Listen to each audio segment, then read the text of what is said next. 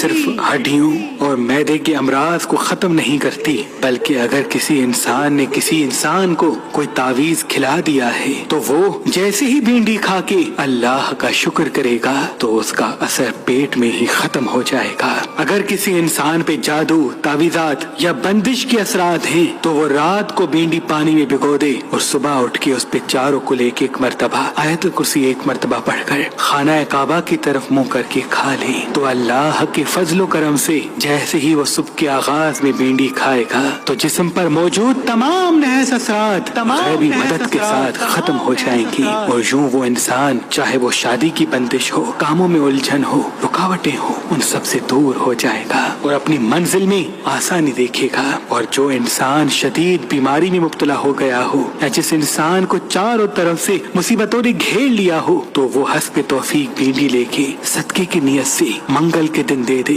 اللہ کے فضل و کرم سے جیسے ہی وہ صدقہ نکال کے فارغ ہوگا تو اس کے وجود پر جتنے بھی نحس اثرات ہوں گے وہ اسی پل ختم ہو جائیں گے، اسی پل ختم ہو جائیں گے، اسی پل ختم ہو جائیں گے۔